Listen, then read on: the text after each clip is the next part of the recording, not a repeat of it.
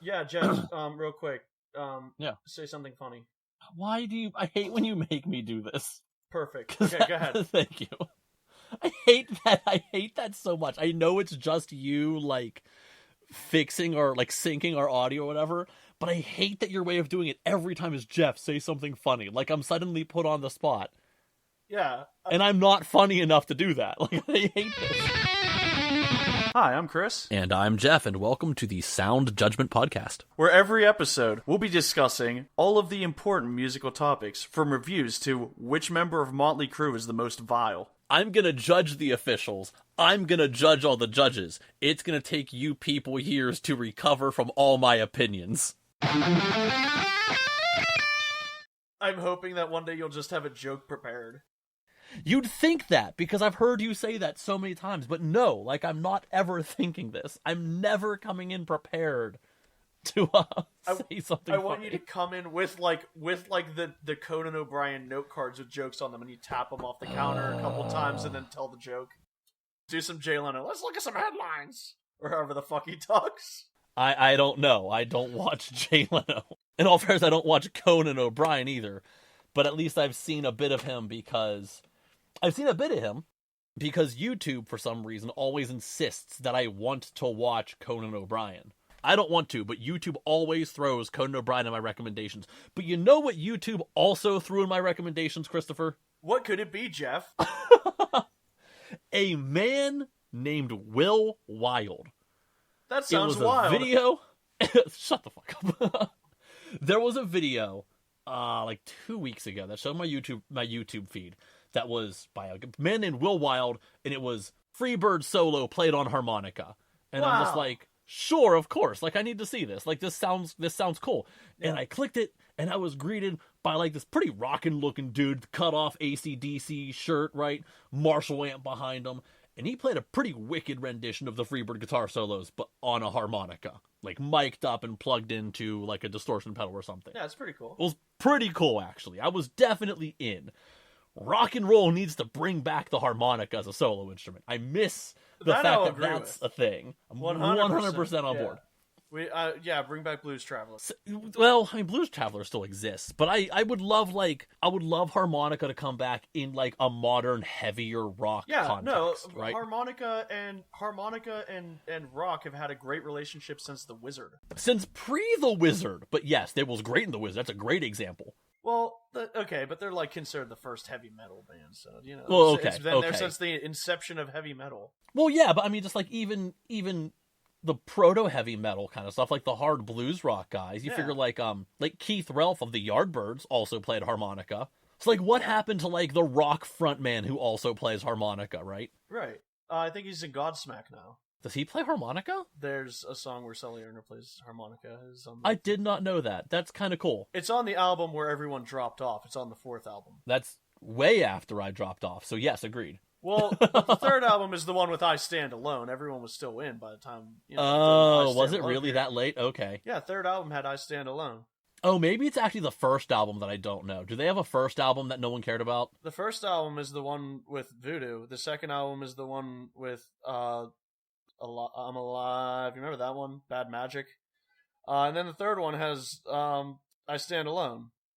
You know what? Maybe it's the second album I don't have, actually. Weird. Yeah. From back in the day. Very strange. But no, I mean, I don't know. I feel like it's a thing that we really missed out on these days, is not having harmonica in, like, rock music. I'll agree with that. So I'm watching this Will Wild guy, right? Yeah. And I'm just browsing his channel, watching a handful of other songs, and one of the videos he's talking about his new band. They're called Bad Luck Friday, and I'm thinking, like, cool, like a new rock band, and this dude plays harmonica, and apparently he sings, and this guy doesn't seem like a slouch of a musician, so, like, yeah, I'm in. And so we listened to an album called Bad Luck Friday by the band Bad Luck Friday. Oh man, I really wanted to call them Bad Gunnock Friday. I don't get it. Please look at the album cover where it says Bad Luck Friday. The L is a gun. Chris, I didn't even notice that, but yeah, you're right. The L is a gun. So anyways, we listened to Bad Gunnock Friday's So album. we listened to Bad Gunnock Friday. Well, it's their first album. Yeah, their new album, they're a Bad new Luck band. Friday. Bad Luck Friday by Bad Gunnock Friday. Chris, I don't want to, like, feed my opinion here, but this album sucks. Jesus Christ, thank you! My God! Thank you. Okay, so can I give you the rundown of my listening experience here, right? Yeah, please. I'm psyched, okay? Like, I am pumped to listen to, like, some modern hard rock band with a guy who sings and plays harmonica, and my immediate reaction was like, this is just butt rock. Oh my God. And as someone who enjoys more butt rock than the average, like, person who's critical of music, that's not necessarily a good thing. If you could look at the notes on my screen, the words Southern Butt Rock are right here, but I did write that harmonica solos do make me kind of happy. I did write that. But then I also wrote, when he's not playing harmonica, he starts singing, and I get considerably less happy. And then I wrote, it's not that he's the worst singer I've ever heard, but these lyrics need to be avoided by anyone with lactose intolerance. Oh my God. Yeah. So, yeah, that's a great way to put it. First song, like I said, I'm pumped. I start the album, and I am immediately greeted by just, like, overproduced, unremarkably bland sing-along. I was born on Bad Luck Friday. Like, this could have been, like, a Motley Crue song. I was born on Bad Luck Friday. Can make these demons go away.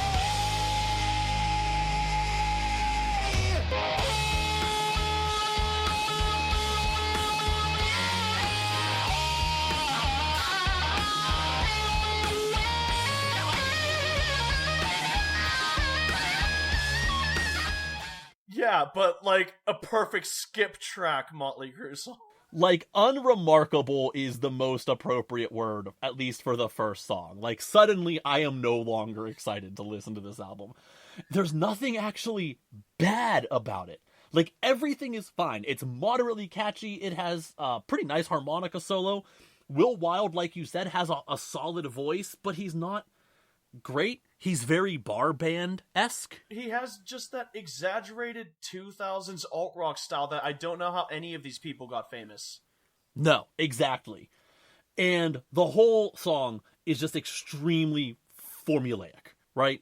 At the end, there's a chorus, and then a short fade, and then the riff, and a solo kick in, and then you have the dun-dun-dun, and the music cuts, and then there's a line that's whispered, and then dun-dun-dun, and the music cuts again, and then another line is whispered. Like, it is just, can we fit any more cliches into this album? And the answer is yes, because the second song is literally called 666 at the Crossroads.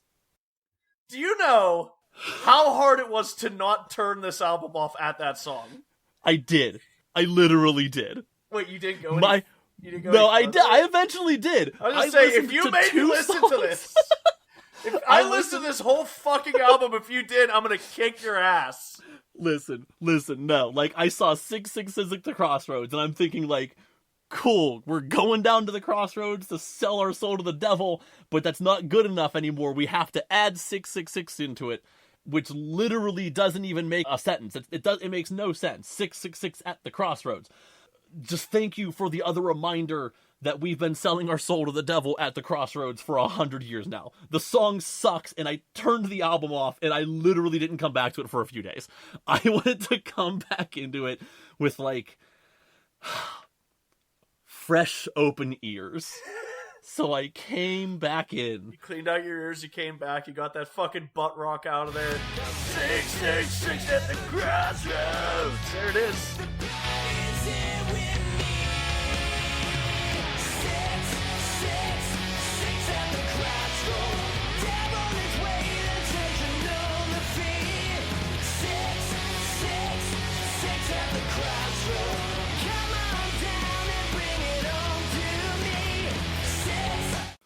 No, I came back in, all right? I'm ready.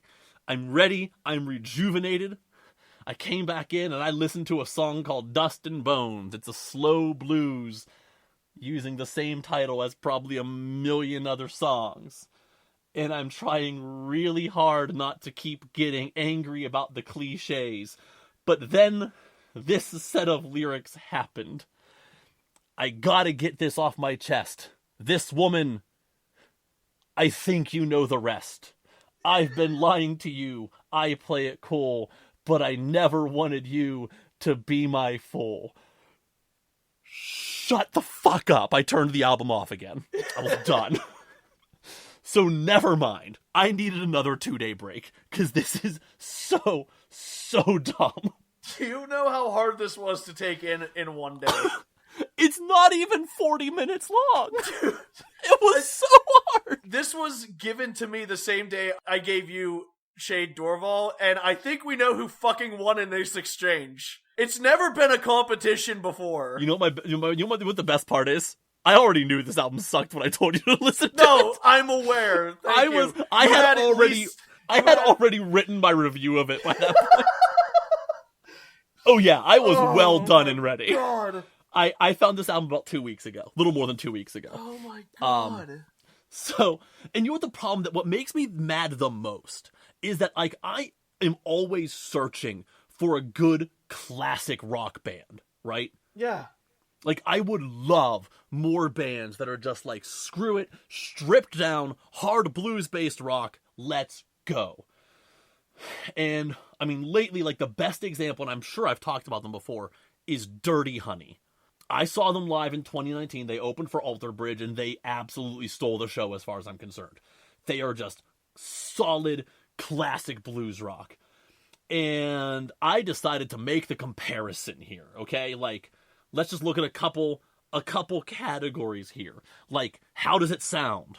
Bad Luck Friday is an overproduced radio album from 2006. Dirty Honey is like a raw sonic freight train. All right? They are just, if you took like Aerosmith or AC/DC, but like recorded them with modern tech, and it is just straight punch you in the face rock and roll, okay? And then I thought, okay, let's talk about the vocals here, right? Will Wilde, as we already said, has a totally serviceable voice, but I have met this man 40 times in every bar rock band in any major any bar in any major city across the country. In fact, they're from the UK, so apparently across the pond too. That's the part that I thought was weird. They can't even have guns. How'd you name your bad Gunnock Friday in a country where they can't even have them? I don't know. It's so generic. And then, right, on the other side of that, we had Dirty Honey, okay? Frontman, Mark LaBelle, has one of those voices that comes in, like, multiple styles. Now, I realize that's not everyone's cup of tea. We have talked in depth about my love of, like, Axl Rose. Fine. Mark LaBelle is one of those guys, he has, like, the high grit, and he has, like, a low, full, mellow range, and he has, like, a nice slide in between. Maybe not everyone's cup of tea, but he's doing some interesting things at least, right? Yeah. Cool. How are the guitar riffs? Bad Luck Friday, giving credit where it's due, there's a couple cool riffs here. A couple. Take the Best of Me is like really great classic rock guitar riffage, right? Sure. But then, on the other side of that, you have songs like Mistress, which is just like one chord slide away from being hash piped by Weezer, and that's just awful. Anything that makes me think of Weezer is awful, because Weezer is awful. So Bad Luck Friday kinda won on Take the Best of Me, and then they lost me because of Weezer. Dirty Honey, because I'm comparing them to Dirty Honey. Dirty Honey, John Noda's the guitar player. He writes these like singable riffs and licks, and he, accompanies them with these like Hendrix-esque sliding triad fills and trills.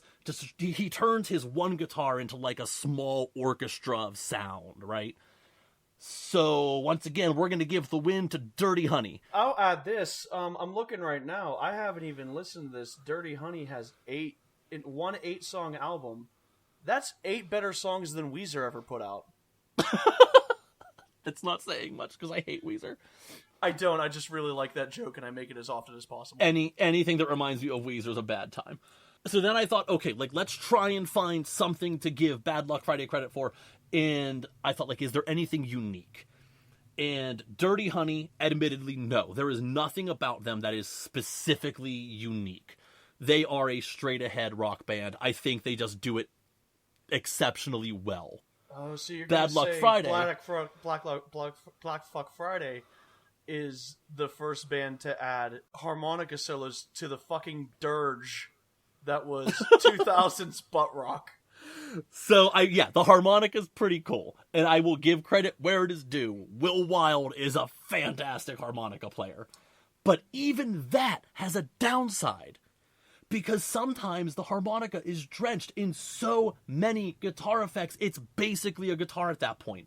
It's like, here, I'm going to name one of the bands that shall not be named. It's like when Apocalyptica started adding so much distortion to their cellos, it's almost indiscernible from a guitar. What the hell was the point? You defeated your entire purpose of using a unique instrument. So Bad Luck Friday even fails on that. The only positive note that I wrote was that he's good at harmonica, but...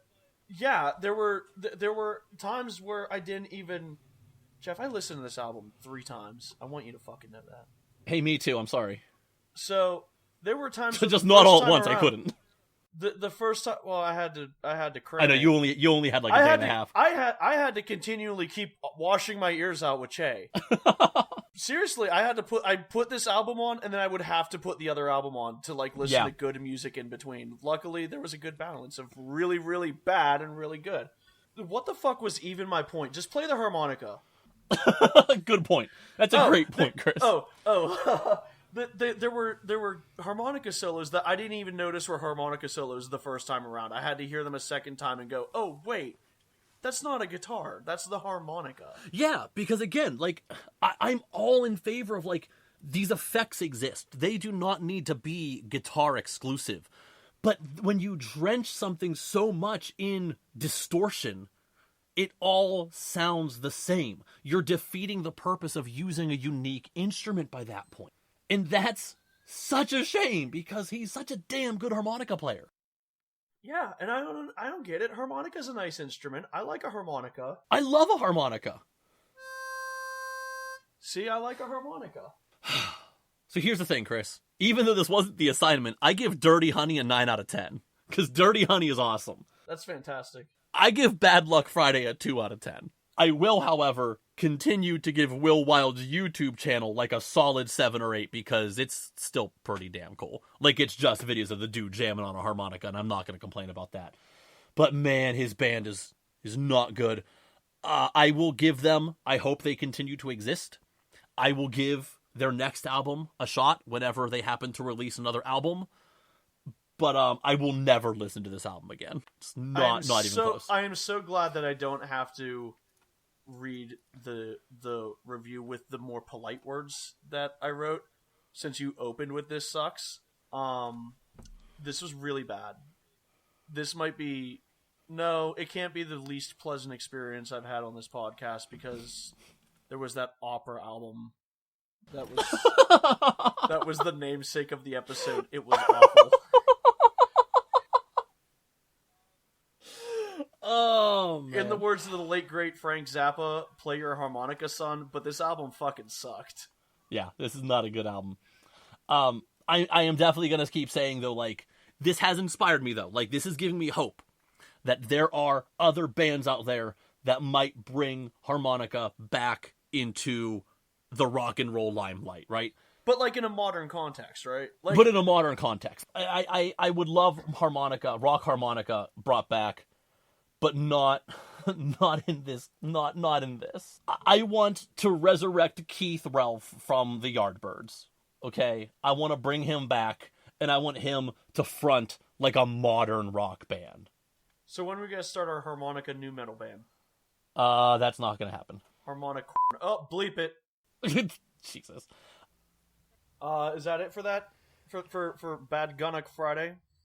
Yeah, I'm looking. That's all I had. Oh, that's all I had, God, yeah. That's all they're worth. Anyway, what have you been listening to lately? What have I been listening to?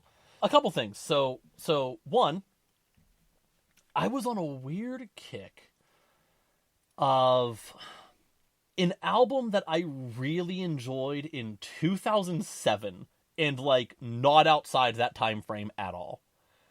So there's this guy. His name is Chris Garneau, I think is how he says his name. Garneau, I think is how it's spelled. Album is called Music for Tourists. It's one of those albums that I can completely accept is objectively not good in a lot of ways. But there's something about it that just like, it was the right place, right time kind of thing, right? I have had that album. I know exactly what you're talking about. Especially when it's the album of the year for 1 year. For that year, exactly. Well, this was just like, it's not good. Like, the guy's lyrics are frequently really bad. So no, but please let me... Okay. Go ahead. No, I'm just saying I can relate to that feeling of like, this is not good. Yeah, this is not good, but there's something about it. People should not know that I'm listening to this, but I'm going to keep listening to it because it hit at the right place at the right time. Yeah. So, like, Chris Garneau's albums frequently, like, if you're looking at reviews, they're getting, like, 2-star reviews. Like, they're frequently, to say negative to mixed is a nice way to put it. So, let me give you a couple of these lyrics to give you an example here. I hope you're ready. There's a song. It's my favorite song on the album. It's called Black and Blue. I've been listening to Bad Gunnock Friday. I'm ready for some bad lyrics. Ready for bad lyrics. I accept your challenge. These aren't cliches. These are just dumb. Okay. Are you ready? I'm ready. Air conditioning is cold. Summer's hot, and love is old. I wish I was smaller.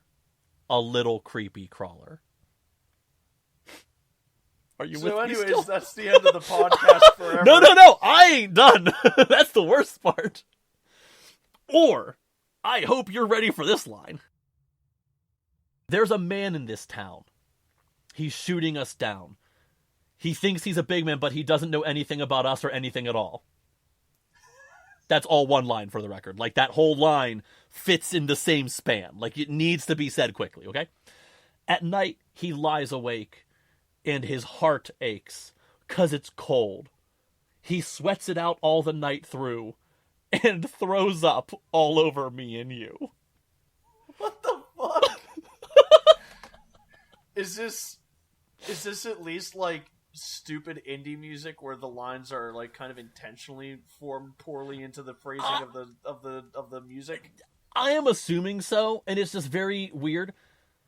But I'm gonna make you listen to a moment of this song, but I'm gonna give you like the exact timestamp to listen to, and I'm gonna give you a part that made me go, "This, I love this for whatever reason. This is a song I need in my life." Okay. I wanna catch my death of cold.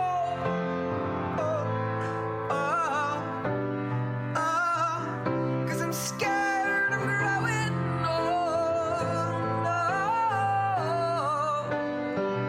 Don't return the love I gave you.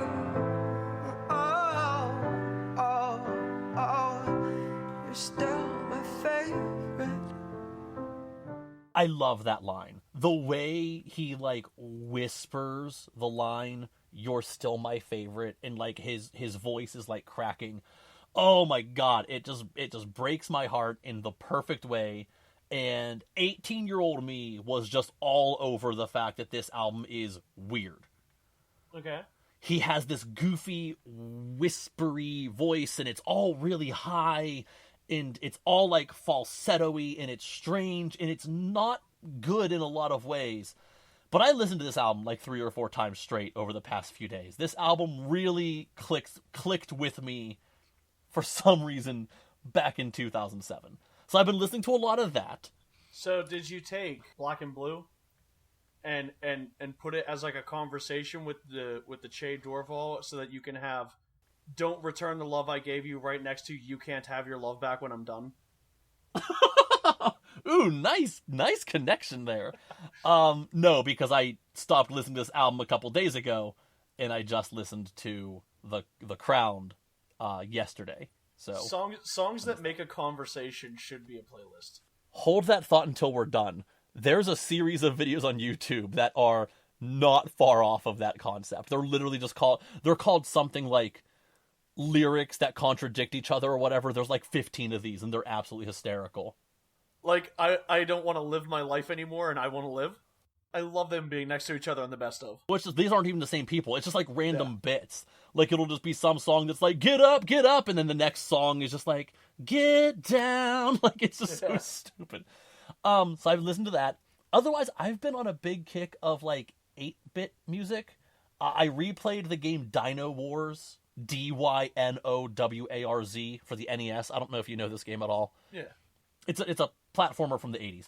So I replayed that a few times over last weekend, and that just kind of put me in the mood for like chiptunes and 8-bit music and whatever, which then led me to one of my go-tos, a guy named Anders Enger Jensen, who I know I've talked about before. He's a Norwegian like synth musician. He does that thing where he's making modern music in the style of a different time period. So he's making like classic electronic music, but he's making it with like modern instrumentation or whatever. Right.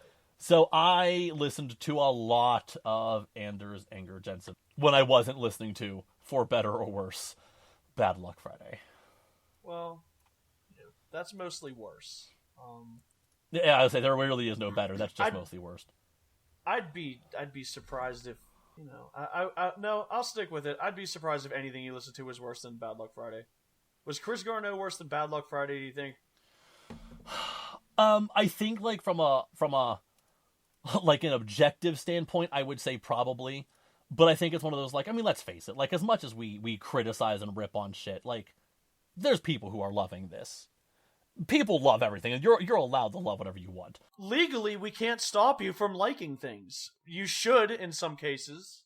I am going to assume the general consensus of Bad Luck Friday is it's actually pretty well liked. I'm thinking we are just critical here, and it's just nothing we want to ever listen to again.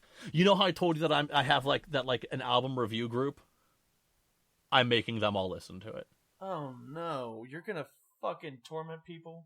I'll have their reviews on Friday. The thing is, I actually get the feeling everyone in this group will be more positive than I am about it. But, I wasn't positive at all. No. I'm positive that I hate it. I'm never going to listen to it again. I'm done. I wrote my review. I am out. I'm sorry, Mr.